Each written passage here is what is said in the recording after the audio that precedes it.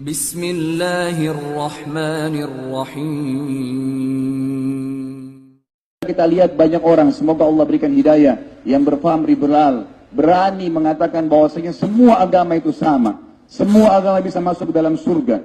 Sampai-sampai saya pernah berdialog sama salah satu doktor dari UIN. Pada saat itu dia lagi khutbah Jumat dan saya tidak ada jadwal. Kemudian di dalam khutbahnya dia mengatakan, kita orang Islam tidak boleh sendirian mengaku masuk ke dalam surga. Tapi semua agama bisa masuk surga yang penting berbuat kebaikan. Subhanallah. Dia turun dari mimbar, jemaah sekalian, saya datangi lalu saya mengatakan, mohon maaf Ustaz, tadi Anda mengatakan bahwasanya semua agama bisa masuk surga ya?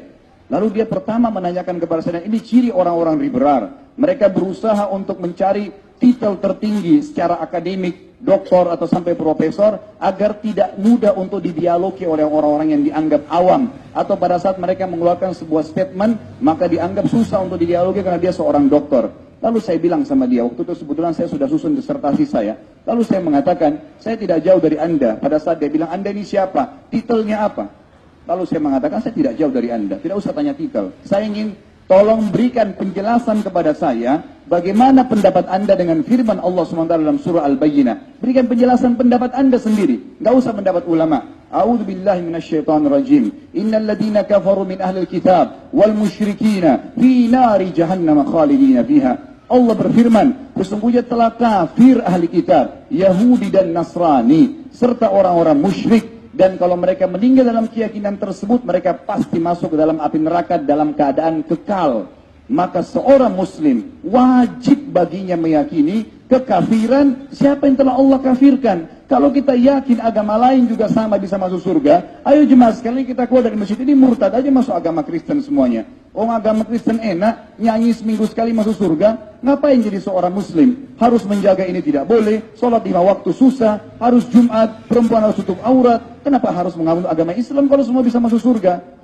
Dia nggak bisa jawab. Lalu saya bilang sama dia, baik, kalau Anda tidak bisa jawab ayat itu, jawab coba hadis Nabi SAW dalam riwayat Imam Muslim dengan sanad yang sahih. Kata Nabi SAW, tidak ada seorang pun dari Yahudi, Nasrani, disebutkan cirinya orang Yahudi Nasrani orang-orang yang beriman sama Allah, tapi tidak mengikuti risalah Nabi Muhammad SAW. Apa kata Nabi? Tidak ada seorang pun dari Yahudi, Nasrani, dan Majusi, semua penyembah api, yang mendengarkan saya diutus menjadi Nabi, lalu mereka tidak mau beriman pada risalah saya, dan mereka meninggal dalam keyakinan tersebut, jelas meninggal dalam keadaan Yahudi, Nasrani, atau Majusi, kecuali pasti masuk ke dalam api neraka.